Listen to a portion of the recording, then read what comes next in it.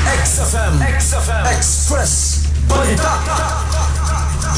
Express Balita.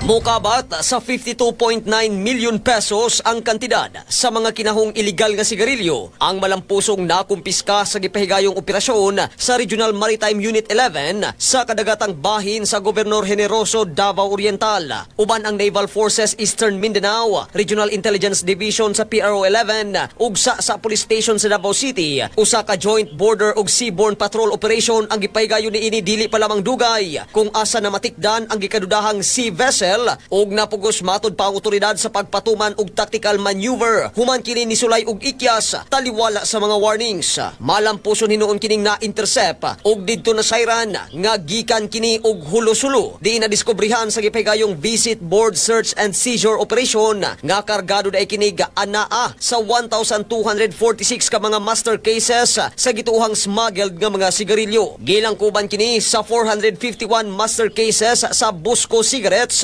298 master cases sa New Aris, 403 master cases sa Green Hill ug 94 ka master cases sa Canon menthol cigarettes. Dungan usab niini ang pagkaaresto sa kapitan sa maong MB Bukal nga motorbangka lakip ang unom ka tripulante kinsa pasakahan sa kasong paglapas sa Section 7 subay sa Republic Act 12022 ug uban pang magamit ng mga probisyon sa balaod batok sa illegal nga pagnegosyo og tabako. Gipasiog na sab sa RMU 11 nga pamatuod kini sa walay huno nga dedikasyon sa mga otoridad sa pagpatuman sa balaod ug pagpakgang sa smuggling activities sa kadagatan alang sa ikahapsay ug kaluwasan sa komunidad. Mga katropa, aron kanuni kitang healthy mag-Xanthone Vitamin C. Katropa mo sa balita sa Davao City, Marvin Ebano, XFM News.